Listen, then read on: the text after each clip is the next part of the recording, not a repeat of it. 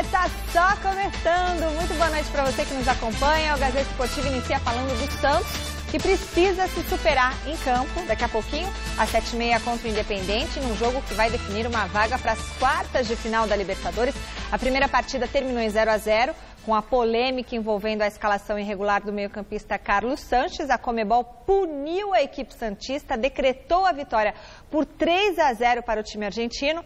E o nosso contato agora é com o repórter Jonas Campos, que está neste momento no Pacaembu e tem mais informações para a gente. Boa noite, Jonas.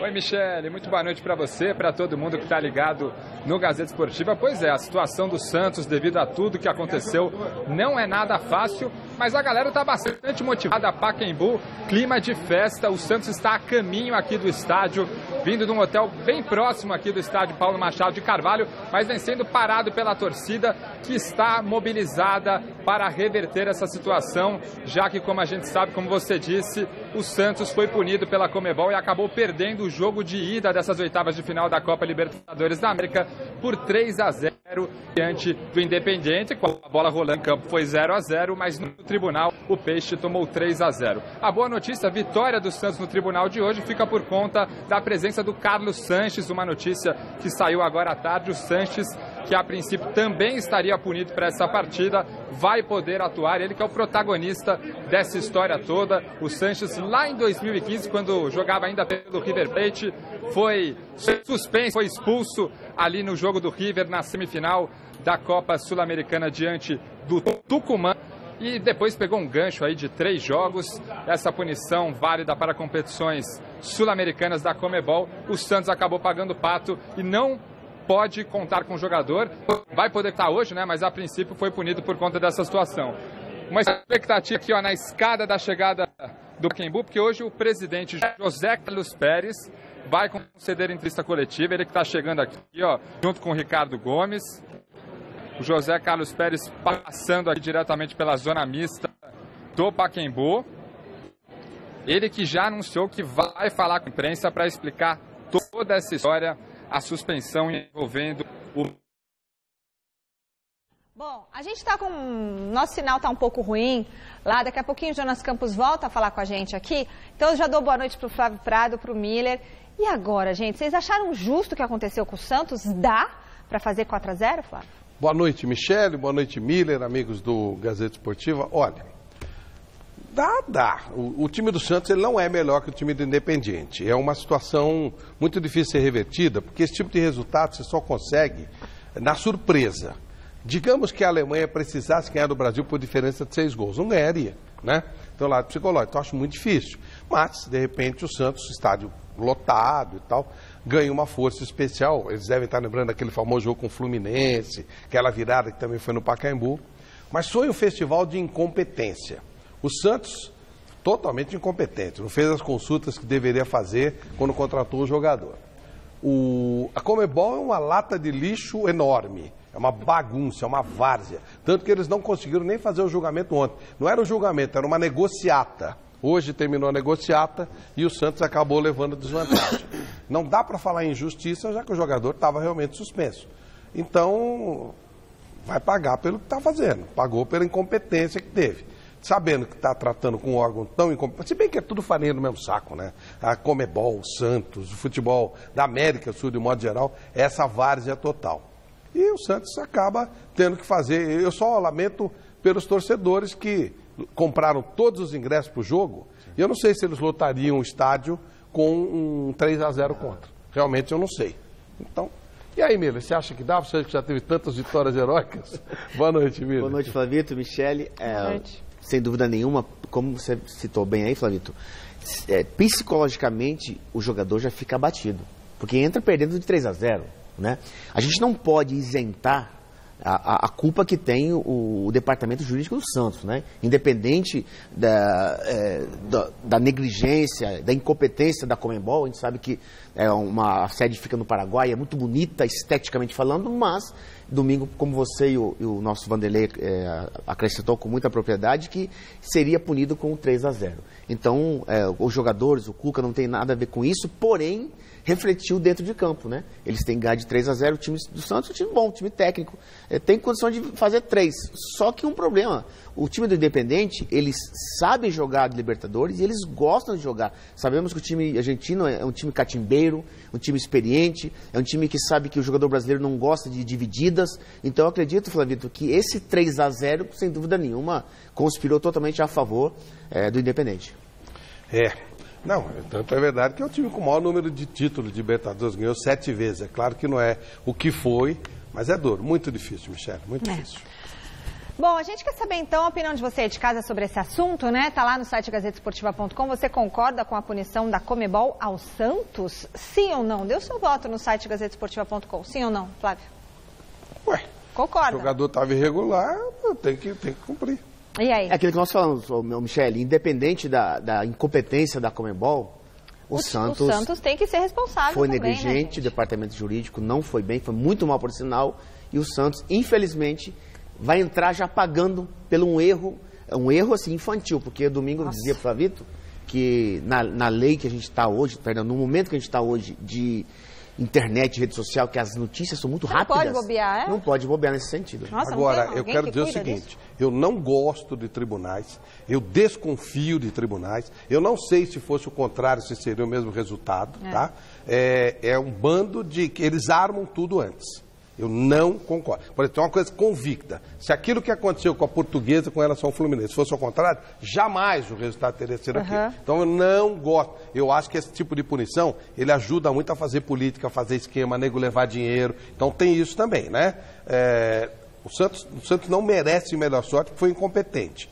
Mas eu desconfio muito desses tribunais, sabe? É sempre... seriedade não é marca de tribunal. Até porque o órgão que julga, né? No caso aí o Santos, é dentro da Conmebol. Não, mas se fosse aqui no Brasil também, eu não confio em nenhum. Tribunal de Federação, Tribunal de CBF. Ué, o que fez a mutreta lá, Fluminense Portuguesa, foi aqui no Brasil. Exatamente. E não esqueçam que tudo depende da força política do momento. A torcida do Corinthians matou uma criança e o time não foi eliminado. Verdade. O Boca brigou com o River e foi eliminado. Então, sabe, depende muito da força no momento. Por isso que eu falo que não é uma coisa séria. Você não pode levar a sério. Agora, defender o Santos também não tem como defender. Não tem como defender por incompetência, gente. Como é que você vai defender um erro? Erro é erro. Erro grave. Exatamente. Coisa simplória. Que você perde o avião e fala que a culpa é do piloto, né? Então, assim, o Santos tem culpa, sim, e muita culpa. Nem adianta. Conmebol, a gente já sabe tudo isso, mas o Santos sempre a gente tem que pensar no nosso lado. Até por ser o órgão que é. Né? Até por ser. Você não está tratando com gente séria, toma mais cuidado ainda. Né? Vai dar pano para manga? Vai abrir a brecha? Bom, deixa eu só dar um recado, Rodolfo II. Amanhã a gente tem câmera aberta, não tem? Aqui na Paulista. Então, você que está em casa, quer vir aqui falar comigo, falar com o Flávio, conversar com os nossos comentaristas do programa, dar a sua opinião, o que você está achando do Corinthians, do Palmeiras, do Santos, do São Paulo. Vem aqui que o espaço é seu. A partir das 5 para 6 da tarde, você já chega aqui, cola aqui na escadaria da Gazeta, que um dos nossos repórteres, ou eu, vou estar lá embaixo para falar com você. Beleza? Combinado? Amanhã a gente está te esperando aqui, 5 para 6 da tarde, porque 6 horas, você sabe, o programa começa, câmera aberta, o espaço é seu. E mais 2 partidas movimentam a rodada desta noite na Libertadores. O Atlético Nacional da Colômbia recebe o Atlético Tucumã, 9h45 em Medellín. No jogo de ida, deu vitória do Tucumã, 2-0. No mesmo horário, o Grêmio enfrenta o Estudiantes em Porto Alegre. O lateral esquerdo, Bruno Cortés, falou dessa expectativa para o confronto contra os argentinos. Derrotado por 2-1 no duelo da Argentina, o tricolor gaúcho sabe que uma vitória por 1-0 garante a equipe na próxima fase da Libertadores. E apesar da preocupação em não tomar gols, o que complicaria e muito a situação do Grêmio na partida, o lateral Bruno Cortés acredita que o time não deve mudar a maneira de jogar. Nós temos que saber fazer a leitura do jogo, saber o momento certo de apoiar, saber o momento certo de defender. E eu acho que o importante de tudo isso é a gente conseguir a nossa classificação. Não adianta também a gente ficar no nosso campo, no nosso estádio, com os nossos torcedores, só com a bunda lá atrás. Nós temos que fazer os caras correr atrás da gente e fazer um grande jogo e sair com um grande resultado. Como no último jogo pelo Brasileirão, as reservas atuaram, os principais jogadores estão descansados e prontos para cumprir a missão na Arena do Grêmio. A única dúvida está no comando de ataque. Jael e André têm alternado na posição, mas a tendência é que Jael fique com a vaga. Todo mundo 100%, é um jogo do ano. É um jogo que está todo mundo muito motivado para a gente fazer um grande jogo. Sabemos da importância que é esse jogo para toda a equipe, para a diretoria, para os nossos torcedores. Então, o time está pronto. Está pronto para ir lá, para fazer um grande jogo. E, se Deus quiser, a gente conseguir a nossa classificação, que é mais importante. Torcedor São Paulino, torça pelo Grêmio. Porque se o Grêmio sair da Libertadores... Uma coisa é o Internacional, que é bom time, mas que no ano passado foi segundo colocado da segunda divisão, não foi nem campeão da segunda divisão. Outra coisa é o Grêmio, que foi campeão da Libertadores. É melhor ter os adversários que o São Paulo tem aí, né? São Paulo ano passado quase caiu, o Internacional também estava lá embaixo. Então o Flamengo ainda está com mais uma competição. Agora, se essa praga, entre aspas, desse Grêmio sair dessa competição, eles vão vir babando. Eu não sei, aí o buraco é mais embaixo, né? Até porque, Flavito, o Grêmio é uma equipe consistente. Já tem uma identidade formada faz mais de 1 ano e meio com o Renato no comando do time. Então, uma equipe entrosada, uma equipe que tem muita confiança e qualidade, fica mais difícil você enfrentá-la, né? O Santos, o Grêmio é um adversário em potencial do São Paulo, com certeza, né? Independente do tropeço contra o Atlético Paranaense. Agora, só pode fazer, e basta o Grêmio fazer 1-0. Jogando em casa. Eu acho que ele é favorito. Jogando em casa, com a qualidade que tem, com a arena lotada e com o Renato que tem o grupo na mão, Flavito, eu tenho certeza que o Grêmio passa pelo adversário hoje. Antes a gente volta a falar com o Jonas Campos, que está lá no Pacaembu. Tem novidades por aí, Jonas? O Santos vai para todas as instâncias, nós vamos até as últimas consequências para fazer justiça nesse caso. Oi, Michele. Presidente José Carlos Pérez atendendo jornalistas e falando sobre toda a polêmica envolvendo a punição ao Santos por conta da escalação regular do meia Carlos Sanches. Vamos ouvi-lo. Então, otimista, todo mundo de cabeça erguida, o Santos fez o lado dele e na premissa de que o futebol se decide em campo, não fora do campo. Então, eles estão conscientes de que nós vamos buscar nossos direitos em todas as instâncias, o jogador sabe disso, mas ele tem que fazer a parte dele, que é jogar futebol. Presidente, a gente entende o desapontamento do Santos, né, por essa derrota, porque em campo foi 0-0, mas o senhor entende que administrativamente houve falha por parte do Santos ao confiar num sistema em que outros clubes não confiam e gerou então todo esse problema? Olha, nós estamos fazendo uma sindicância interna, mas um erro não justifica outro, se é que houve, né? Há um sistema committee e ontem, lá no julgamento da Sul-Americana, ficou bem claro de que o sistema também é usado por eles.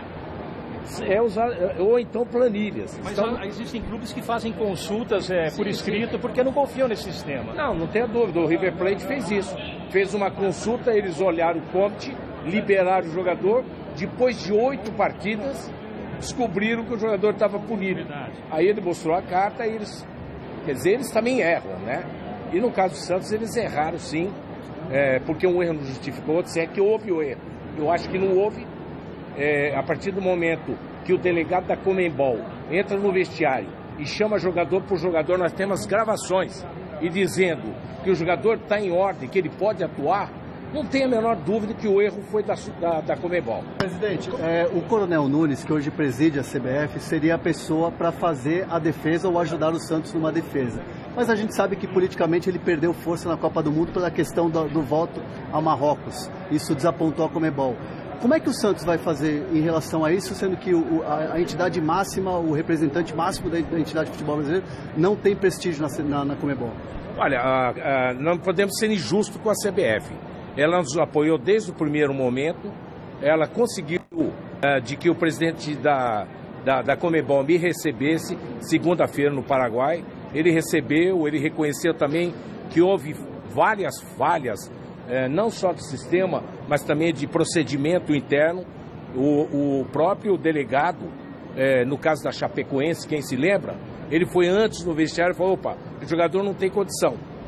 E conosco foi o contrário, ele deu condição. E ele chamou jogador por jogador, nós temos a gravação, e ele liberou. Então, se houve falha na Conmebol. Se o presidente da Conmebol viu falhas, o Santos então está otimista em relação a reverter isso? Eu não tenho a menor dúvida. Nós vamos direto para o CAS, ou TAS, né? A gente vai direto FIFA, lá já tem 3 processos contra a Conmebol e mais uma, né? E se for possível, paralisar essa competição, porque ela está desmoralizada. A partir do momento que pune um clube que cometeu o mesmo erro, se é que cometeu o erro do River Plate, o River Plate, depois de 8 partidas foi liberado, e o Santos não é liberado, e eles alegam que é 24 horas para denúncia, quer dizer, outra coisa absurda. Quer dizer, passou das 24, você pode ter cometido pecado que você está liberado. O Santos vai pedir para parar a Libertadores? Não, se for o caso, nós vamos entrar e vamos ver o procedimento. Presidente, o senhor entende que nos julgamentos da Conmebol há 2 pesos e 2 medidas com relação a clubes argentinos e brasileiros? Não tem a menor dúvida. Isso não tem a menor dúvida. Os argentinos estão dominando a Conmebol. A gente sentiu, é um teatro. Nós fomos com um julgamento de 4 horas e meia, que era um teatro. Eles concordavam com tudo. Não está certo, está certo, certo. No final, tomaram uma decisão totalmente contrária. Concordo contigo. Hoje quem está mandando a Conmebol é os argentinos, infelizmente. O Santos foi prejudicado hoje, outros clubes já foram prejudicados e outros também serão prejudicados. Algum presidente de clube ligou para o senhor? E outra, qual foi a decisão ou qual será a decisão do Santos com relação ao Carlos Sanches como atleta e não avisou vocês? Não, o Carlos Sanches não tem culpa nenhuma, porque é uma punição que aconteceu no passado de 3 partidas. Aí houve uma anistia da Conmebol pelo centenário, foi pela metade, era 1,5, foi para 1.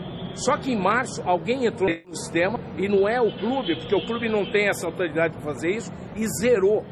Então o jogador está lá a cumprir, 0. O que nós queríamos saber ontem, e o diretor de competições se engasgou todo, foi quando nós perguntamos por 16 vezes quem alterou o sistema e zerou. Quem? E ele ficou, o sistema automático aonde? Alguém tem que alimentar. O sistema não tem vida, a não ser se alguém está alimentando as informações. E o presidente dos clubes? Alguém ligou para o senhor? Nenhum presidente ligou para o senhor? Lamentavelmente, falta a união dos clubes, acho que é a hora. Passou da gente se unir. Vamos lá, presidente. Obrigado. É isso, Michele. Presidente José Carlos Pérez falando aqui com os jornalistas. Entrada dos vestiários aqui no Pacaembu. Voltando aqui, ó, o Pérez terminando a entrevista, Michele. E uma curiosidade, o Giovani, ex-jogador do Santos. Não foi o caso da já não estou independente, não vou ser televiando, mas alguém.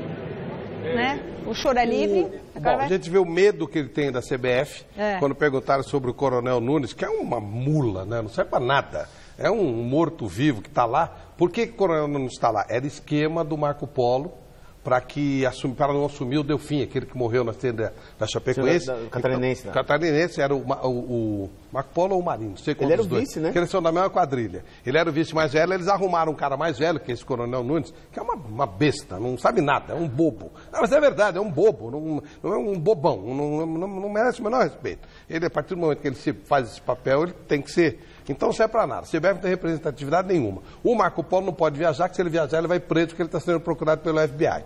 Então, o Brasil não tem representatividade nenhuma. Zero.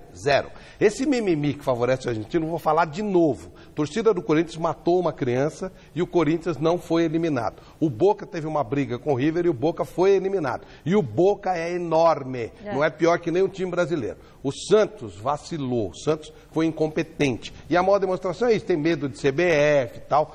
Tem que fazer consulta, tem que ir atrás. Por que é que o River não foi punido? Porque ninguém fez a denúncia em 24 horas. Por que o Santos foi punido? Porque alguém levou uma grana do Independiente, fez alguma fuçola na Conmebol, falou, olha, se o Santos ganhar o jogo, ou não ganhar, ou se o Independente não ganhar, tem um esquema aí. Os caras levam grana para isso. Isso acontece na CBF, acontece aqui na Federação Paulista de Futebol, tem uns vagabundos que só servem para isso. Sabedor disso, você não pode se expor. Como a Chapecoense ano passado falou, nós somos... Não foi injustiçado nada, é incompetente. Quando você tem um esquema maior, que era o que o Brasil tinha com o Ricardo Teixeira, com esse bando de vigaristas que tomam conta do futebol brasileiro e sul-americano, o futebol brasileiro é favorecido. Acabou isso aí. Mas não é que ele é prejudicado. Ele agora não tem a colete que tinha. Então, sabe, se ferrou. Agora, que teve esquema, que nego levou dinheiro para denunciar, isso não tem nenhuma dúvida. Isso e do Mourinho, o que vocês acharam da atitude dele? Que ele é esquentadinho, brigou lá com o jornalista? Quem? O Mourinho. O Mourinho, isso aí ele faz sempre. Quando o time toma esse tipo de porrada, ele arruma confusão para tirar o foco dos jogadores. Eu li 2 livros do Mourinho, ele fala isso aí. Ele fala, quando o negócio tá ruim, eu arrumo uma confusão e tiro o foco dos jogadores. Por isso que os jogadores gostam dele. E o Lucas Moura, depois de 3, 4 anos, está aprendendo a jogar futebol na Europa. Né? Sim. Porque você que viveu a Europa, você sabe muito bem a diferença. Na tua época não era tão grande. Então chegou lá, não sabia jogar futebol. Corria feito louco, aí está aprendendo. Então agora parece que vai se acertar, porque ele sabe jogar futebol, né? Exatamente, Flavito. E já merece uma chance na seleção brasileira, né? Até porque ele saiu do Paris, está agora no time inglês, é um dos principais jogadores, merece uma chance na seleção. E o Mourinho, Michele, o treinador sai depois do jogo ali, naquele calor todo do jogo, e realmente é verdade. Ele protege muitos jogadores. Isso aí por isso que o time joga para ele. Porque ele não expõe o jogador, ele é um escudo pro time.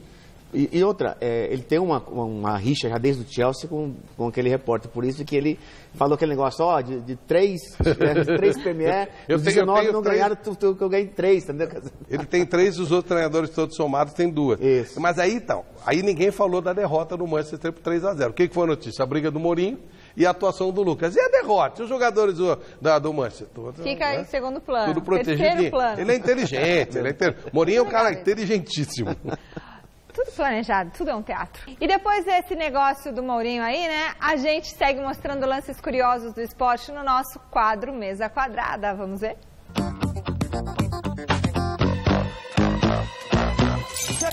Fala, galera! Chegando mais um Mesinha Quadrada! Beleza, Vini? Fala, Gui.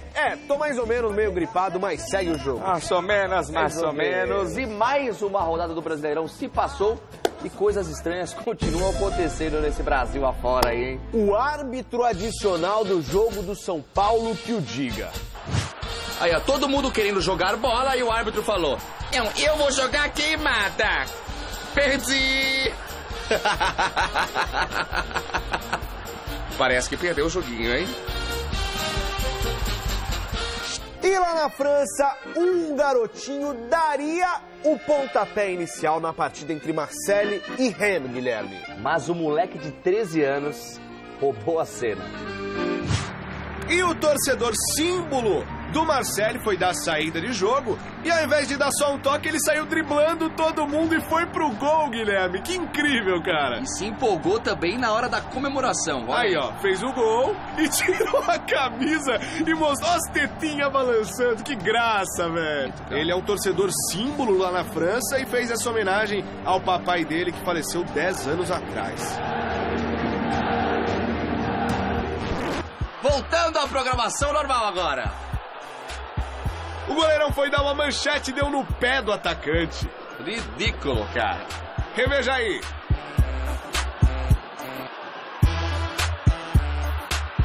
E você lembra também do Oséias, não? Opa, Oséias, atacante do Cruzeiro, do Palmeiras. Temos um fã dele aí, olha aí. Nossa, o zagueirão fez um gol a lá Oséias. Gol contra! Confira comigo no replay. Bela imitação, hein? Muito boa, parabéns. Ai, caraca, bicho. Moleque roubou a cena da hora, hein, velho? Da hora, e o gol do Oséias que o cara fez aí? Meu Deus do céu, velho. O cara conseguiu errar, que não é possível, velho. Isso aí é de propósito, deve ser combinado. E lembrando você, hashtag Mesa Quadrada no Twitter pra falar com a gente, hein? Pois é, e no Instagram, @Mesa Quadrada Oficial. Mande seu direct, sua foto, sua mensagem. Seja sempre bem-vindo, né, Guilherme? Eu quero mandar um abraço pra Estela Bonato. Um beijo também pro Douglas Lopes Cerquilho, cara. Ele que segue a gente no Instagram, é parceirão. Douglas, tamo junto aí, hein, velho. Cerquilho é a cidade, né? Douglas Lopes de Cerquilho, né? Não, é o nome dele mesmo, né? Não, Cerquilho é a cidade. Você botou Douglas Lopes Cerquilho. Pessoal, valeu. Domingão tem resenha com a Lê Oliveira no Mesa Quadrada, hein? Valeu, um abraço.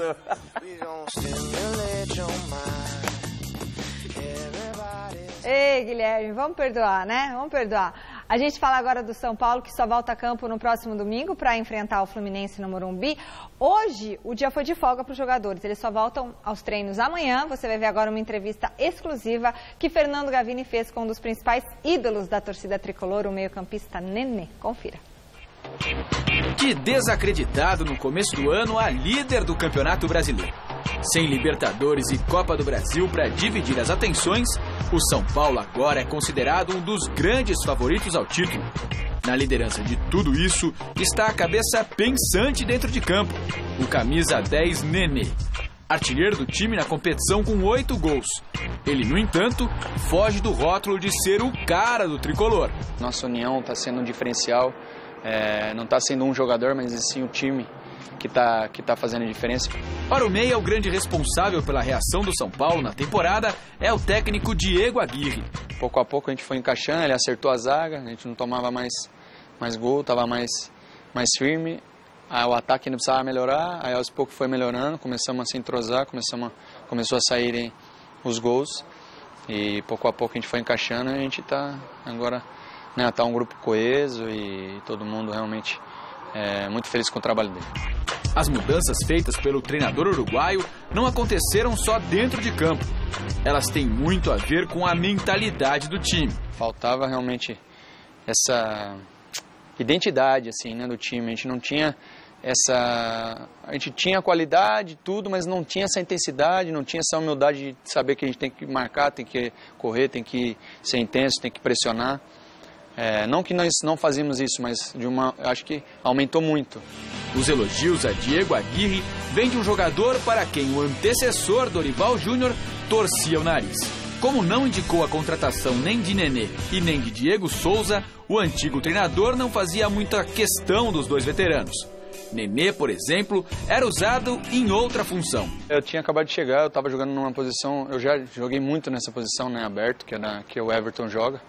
Mas não era a posição que eu estava jogando desde a volta do Brasil. E era normal, às vezes eu tinha funções mais defensivas e você acabava também não pegando muito na bola, igual eu tenho quando eu estou no meio, tenho essa liberdade. Com Dorival Júnior, Nenê fez 9 partidas, foi titular nas 5 primeiras, das quais foi substituído em 4. E ficou no banco, entrando no decorrer dos jogos nas 4 últimas. Nesse período, marcou apenas 2 gols. Quando Diego Aguirre assumiu o São Paulo, Nenê passou a jogar onde gosta, centralizado no meio-campo, e o rendimento melhorou demais. Ele já me conhecia, então ele já sabia mais ou menos onde eu poderia render melhor. E disse que confiava muito em mim, e isso é uma coisa importante para o jogador, você ter essa confiança do seu treinador. Então, graças a Deus deu tudo certo desde o início. Sob o comando de Aguirre, Nenê jogou 31 partidas e só ficou no banco 3 vezes, em momentos em que o treinador revezou o time titular. Ao todo foram 13 gols marcados e participação importante em jogadas de muitos outros. Nenê embalou e o São Paulo também. Nem mesmo a proposta da Arábia no meio do ano o fez abandonar o barco. Nenê ganhou poucos títulos no Brasil e sente que no tricolor tem a chance de fazer história. Tinha essa chance de conquistar coisas importantes, isso na vida do atleta às vezes é mais importante do que no lado financeiro. Quero também conquistar assim, algo importante e essa chance de poder estar conquistando um campeonato brasileiro é coisa que, poxa, não tem preço. Hein? Ser campeão brasileiro mexe com a cabeça de Nenê, que aos 37 anos planeja uma parceria longa com o São Paulo. Se possível, gostaria de encerrar a carreira no clube. Eu não quero pensar em aposentadoria ainda, não. Mas, poxa, não seria muito bacana. Mas não vamos pensar nisso agora, tem muito chão pela frente. Eu quero ser o Zé Roberto Branco.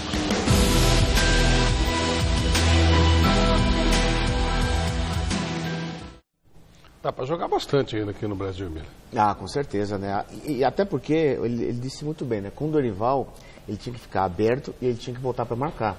Aí o seu físico fica prejudicado até por conta da idade. Agora, com a Aguirre, não. A Aguirre colocou 2 pontas abertas, o Rojas e o Everton, e deixou ele com mais liberdade para poder só criar. Por isso que o futebol dele cresceu e hoje, com certeza, é o principal jogador do time do São Paulo. Agora, domingo ele não joga e o Everton também não joga.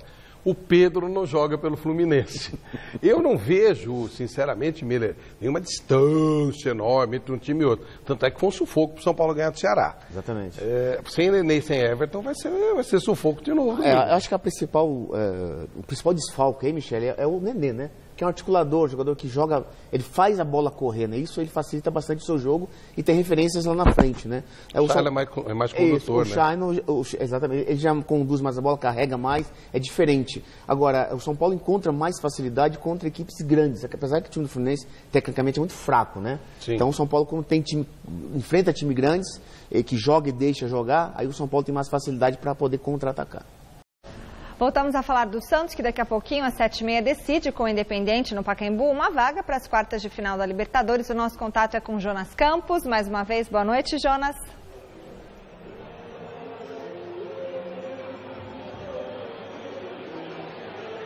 Oi, Michele, boa noite para vocês mais uma vez, ao vivo aqui do Pacaembu. Agora das arquibancadas. A casa está enchendo, expectativa de Pacaembu lotado, ingressos esgotados, cerca de 38 mil torcedores. Vem empurrar esse Santos na missão bastante complicada de reverter os 3-0, né? Após a derrota no tribunal, o Santos perdeu o jogo de ida por 3-0. Hoje precisa fazer o mesmo 3-0 para levar o jogo para pênaltis, ou vencer por 4 ou mais gols de diferença para se classificar de maneira direta aí para as quartas de final da Copa Libertadores da América. Torcida se apegando muito ao passado. Em 1995, no Campeonato Brasileiro, o Peixe, liderado por Giovani, reverteu uma situação bastante complicada na semifinal do Campeonato Brasileiro contra o Fluminense. O Santos perdeu no Rio de Janeiro por 4-1 e aqui nesse mesmo Pacaembu venceu o jogo de volta por 5-2, um jogo histórico com uma atuação de gala do Giovani. O curioso é que o Giovani apareceu, a gente estava ali nos vestiários, o Giovani passou e certamente participou de uma pré-lesão com os jogadores do atual elenco santista, certamente para motivar o time para fazer história mais uma vez, quem sabe, né? Escalação oficial ainda não foi divulgada, a gente já sabe, já trouxe essa informação no Gazeta Esportiva, que o Carlos Sanches, apesar do protagonismo em toda essa polêmica envolvendo a Conmebol, está liberado e vai para o jogo. Eu vou arriscar uma escalação do Santos aqui: Vanderlei, Vitor Ferraz, Lucas Veríssimo, Robson Bambu ou Gustavo Henrique e Diego Pituca na lateral, já que o Dodô, lateral esquerdo titular, está suspenso, foi expulso no jogo de ida.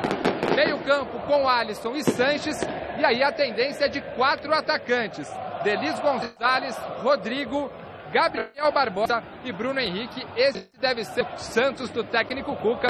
E amanhã eu conto para vocês no Gazeta Esportiva, trago toda essa reportagem com esse desfecho aí, se o Santos vai ou não vai conseguir fazer milagre hoje aqui no Pacaembu, tentando repetir o feito histórico lá de 95, Michele.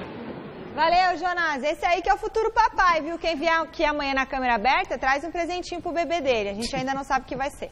Vamos ver como foi a terça-feira do Palmeiras? Roda com Alexandre Silvestre. Olha o periquito aí, gente, decorando a fachada de entrada aqui da Academia de Futebol, o CT do Palmeiras. E uma outra imagem emblemática temos para vocês, antes do treinamento ser fechado para a imprensa, 10 minutinhos de imagens do aquecimento dos jogadores, o técnico Luiz Felipe Scolari levando a rapaziada lá pro fundão, atrás de um dos gols, de um dos campos aqui da academia, na sombrinha, papo reto e direto, foco total na decisão de quinta-feira, 9h45, o Cerro Porteño pela frente, Allianz Parque lotado, mais de 30 mil ingressos já comercializados, o Palmeiras tentando avançar para as quartas de final da Copa Libertadores da América. No jogo de ida, venceu por 2-0 em Assunção, pode até perder por um golzinho de diferença, que mesmo assim segue vivo na Libertadores. Força máxima, aparentemente, não temos a escalação, os trabalhos todos lacrados aos jornalistas, mas aqueles jogadores que foram poupados no duelo de domingo passado pelo Campeonato Brasileiro em Porto Alegre contra o Internacional devem retornar. E o goleirão, o Everton, que sentiu dores na virilha, também não deve ser problema, mas repito, o time ainda não está confirmado, apenas momentos antes da partida isso vai acontecer. Jogadores do Palmeiras não vão participar da festa do aniversário do clube, a celebração vai rolar numa casa de shows aqui pertinho na Zona Oeste, mas o Felipão já adiantou que não quer ninguém no oba-oba, é foco total na Libertadores. Palmeiras, que comemorou no domingo passado, de fato, seu aniversário de 104 anos de existência, de glórias e de muita história. Depois da Libertadores, o foco volta a ser Campeonato Brasileiro. O Palmeiras está no G4, é o quarto colocado e no domingo enfrenta a Chapecoense, que está na zona do rebaixamento. Fora de casa, a partida será em Chapecó. Um abraço. Miller, acho que não tem erro o Palmeiras, né? 2-0 com o Cerro. Na fase que tá, tranquilo, né? Ah, tranquilo. O time do Palmeiras tem muita qualidade, né, Flávio? Então, o Filipão tem todos os jogadores à disposição praticamente, né? Acho que o Guerra está voltando agora, aos poucos, quer dizer, vai levar mais tempo. Mas eu acho que os principais jogadores, inclusive o Dudu, que é o principal jogador do time, vai estar à disposição e vai jogar com certeza. Para mim, o Palmeiras vence tranquilamente. Lógico, não existe jogo tranquilo, fácil. O time que faz a partida fica fácil. Claro. E o time do Palmeiras, com muita qualidade, a possibilidade de vencer por diferença de 2 gols é muito maior. Você trabalhou com o Filipão? Trabalhei no Cruzeiro. Então, esse discurso que ele fala, não está nada resolvido, é real, ele acredita mesmo nisso. Exatamente. Ele toma cuidado mesmo, né? Toma. Ele tem uma coisa de bom, Fabito. No mata-mata, ele fecha muito a equipe e os jogadores ficam com ele, né? Ele é um treinador muito conservador, né, nos seus métodos de trabalho. Ele prioriza bastante mesmo a defesa, mas o time dele também joga. Até porque o time dele tem qualidade, né? Quando o time tem qualidade, na mesma intensidade que defende, também é a mesma intensidade que ataca. É legal também, acho que é tranquilo, mas tem razão. Ele toma um gol e tal, a gente sabe como é que é o Palmeiras, acho que aquela tensão. Exatamente. Mas acho que tá sossegado. 2-0 do Paraguai já garantiu o Palmeiras. Tomara que o Corinthians passe também, né, Michele? Porque aí vai ser legal, a quarta de final legal. Amanhã tem Corinthians e Colo-Colo, 9h45 lá em Itaquera. E o Fernando Gavini esteve no CT Joaquim Grava acompanhando o último treino do Timão. Confira. A Justiça Federal do Estado de São Paulo aceitou denúncia do Ministério Público e o presidente do Corinthians, André Sanches, virou réu, acusado de crime tributário. Segundo a denúncia, Andrés e seus sócios usaram laranjas para abrir a empresa Orion Embalagens, com o objetivo de camuflar operações financeiras. Segundo essa mesma denúncia, essas operações causaram um prejuízo de 8,5 milhões de reais aos cofres públicos. Se for condenado, Andrés pode pegar de 2 a 5 anos de prisão. A notícia apareceu na véspera do jogo decisivo que o Corinthians tem contra o Colo-Colo pela Copa Libertadores da América. O Timão perdeu o primeiro jogo em Santiago por 1-0 e precisa reverter o resultado para conseguir se classificar para as quartas de final. No treinamento de hoje, o técnico Osmar Loz acabou entrando naquela onda de fazer o treino fechado. Apenas 15 minutos da atividade foram abertos para os jornalistas. Depois desses 15 minutos, os jornalistas tiveram que ficar dentro da sala de imprensa ou vir aqui para fora, como foi o meu caso, para poder trazer essas informações no Gazeta Esportiva. A dúvida na equipe do Corinthians é com relação ao paraguaio Romero. Ele volta ao time depois de ter desfalcado a equipe na vitória contra o Paraná pelo Campeonato Brasileiro, mas a dúvida é se ele vai voltar a jogar como centroavante, como vinha acontecendo nas últimas partidas, ou se o Roger vai ser mantido na posição e o paraguaio vai voltar a jogar aberto. Fora isso, tem a dúvida com relação ao goleiro Cássio, que deixou a partida contra o Paraná machucado, mas está em tratamento intensivo. A tendência é a de que ele não jogue e que o Walter seja o titular contra o Colo-Colo. Mas neste momento, por conta do tratamento intensivo pelo qual Cássio passa, não dá para cravar ainda que ele não vai participar da partida. Do CT Joaquim Grava, Fernando Gavini. O Colo-Colo não é de nada, é um time bem fraquinho, bem ruim mesmo, dá para o Corinthians vencer. Agora, o Corinthians está pressionado, tem toda essa dificuldade. Você colocaria o Romero pelo lado? Ou colocaria no meio e tiraria o Roger? O que você faria, amigo? Eu colocaria o Romero do lado e o Roger centralizado. O Corinthians foi campeão assim com o Jô, claro que é, guardadas as proporções, são jogadores diferentes, mas são de área, né? O Roger precisa de sequência de jogos para poder pegar a confiança e, consequentemente, fazer os gols. O Romero sempre jogou bem pelo lado do campo. Verdade. Abrindo e depois fechando. Ele já começa fechado, ele não sabe jogar como atacante. Ele até fez gols e tal. Sim, mas não é a dele. Eu acho que ele jogando do lado com liberdade para fechar, ele rende mais pro time.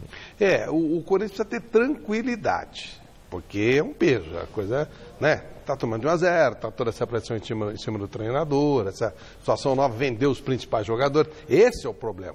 O Corinthians perdeu qualidade. Sim, perdeu. E é o goleiro que resolve o jogo. Isso, e o remanescente é o Jadson, que tem uma boa qualidade, o camisa 10, né? O Pedrinho, a gente sabe que é um jogador, né? Mas ainda também... Mas ele tá cru, né? Jogar na mão dele é complicado. O que eu acho que o Corinthians vai vencer, Flávio, porque o Colo-Colo, o principal jogador do Colo-Colo é o Valdívia, que já tá parando de jogar.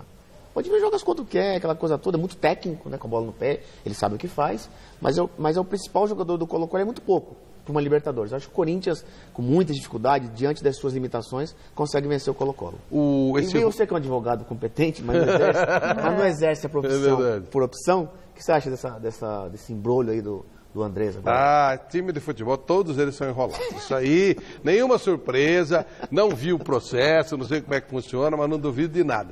E outra coisa esquisita, me chamou muito a atenção, eu li alguma coisa, mas também, de novo, não estou por dentro para fazer julgamento, que viram irregularidade nas urnas eletrônicas do Corinthians na eleição. Ixi. Foi reconhecido que houve possibilidade de manipulação com um celular.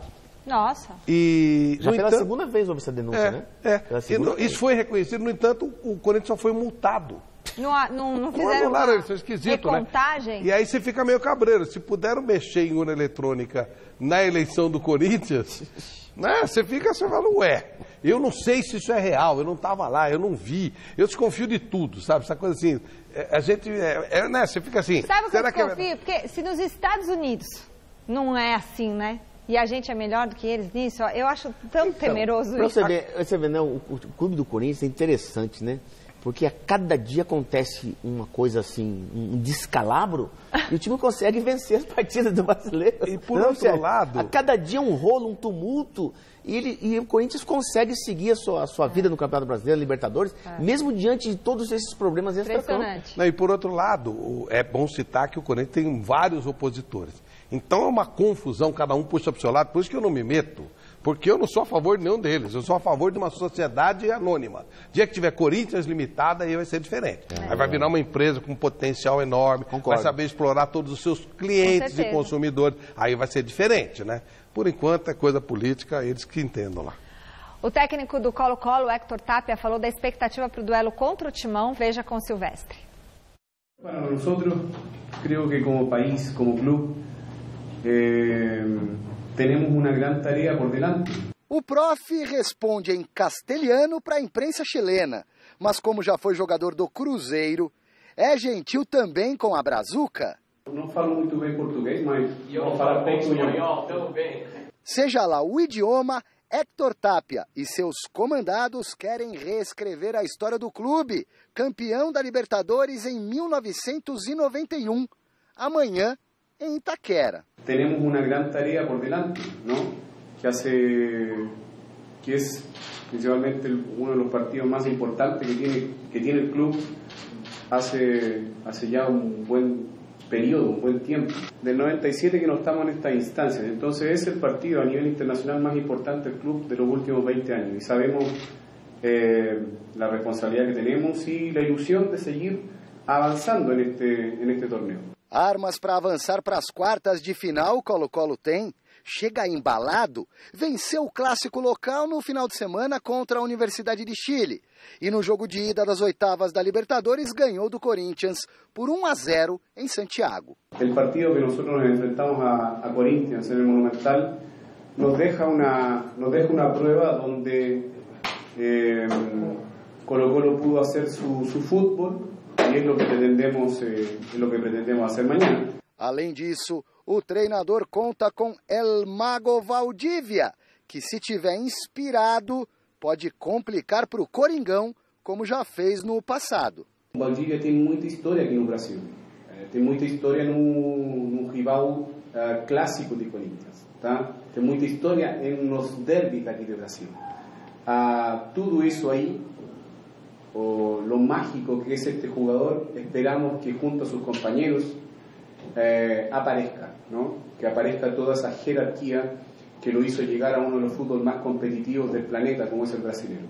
E não é que um torcedor muito especial apareceu hoje na concentração do Colo-Colo para dar uma força para o pessoal e chamou a atenção da mídia deles e também da nossa. Quem conhece muito bem o Colo-Colo, o Corinthians, é esse cara aí, o Roberto Rojas, ex-goleiro do São Paulo, do próprio Colo-Colo, e num português bem claro, diz o que acha que vai acontecer quarta-feira na Arena Corinthians, nessa luta por uma vaga nas quartas de final da Libertadores da América. O que se espera amanhã é que eu, como colocolino que eu sou, né, porque joguei muitos anos no Colo-Colo, que possa ter um bom resultado, mas vai ser muito difícil porque são dois equipos que não estão nas melhores condições futebolísticas que todo mundo gostaria, mas são dois times que são muito parelhos hoje, pelo rendimento que temos até agora. Você viu, né, Flávio, que o Rojas deixou bem claro que as duas equipes, o que vai prevalecer é a competição, né? Não a qualidade técnica, até porque está faltando para Colo-Colo e para Corinthians. Fiquei muito feliz de ver o Rojas, ele chegou a ter muitos problemas, teve um transplante de fígado muito pesado, correu sérios riscos de vida. Depois que parou de jogar, né? Foi. Estou muito feliz de ver que ele está bem, está recuperado, que legal. Muita saúde, que ele continue assim por muitos anos. Eu joguei com ele no São Paulo em 87. Ele foi contratado, deixou o Gilmar no banco e assumiu a equipe titular do time. Realmente é um cara, né? Torcer para que essa saúde dele continue e tal, e torcer para que... Eu vou torcer para que dê Corinthians, porque eu quero ver Corinthians e Palmeiras, né? Isso vai ser muito legal. Eu também. Não, muito legal. Pô, Palmeiras de Colo-Colo, sem graça, né? Não, o Colo-Colo dos anos 90 não existe mais. E o Chile caiu muito, o Chile em geral caiu muito no futebol, né? Caiu bastante. Corinthians e Palmeiras, a cidade vai tremer. E antes de encerrar, a gente dá o resultado final da nossa enquete. Você concorda com a punição da Conmebol ao Santos? E o pessoal respondeu que não. 65% dos votos. Ninguém concorda. Tá vendo? O brasileiro é assim, ó, joga a culpa pro outro, né? O presidente vai ter que fazer prevalecer na FIFA aquilo que ele falou, né? As declarações do chefe da Conmebol no vestiário e também no site está escrito realmente, ó, nada consta. Tem que parar com o negócio. Tem que levar isso para a FIFA. Tem que acabar com esses tribunais. É sumário. Fez a besteira. Os caras tribunais não são confiáveis. Bom seria o Santos fazer 4-0 e pronto, né? Encerrar. Exatamente. Aí seria divertido. Aí os presidentes precisam viajar para a Suíça. A gente fica por aqui e encerra o programa homenageando Denis Serafini, viu, Flávio? Opa! Ele é baterista da banda Chicago. Esse você lembra dele? 70 anos, eu lembro sim. Tchau.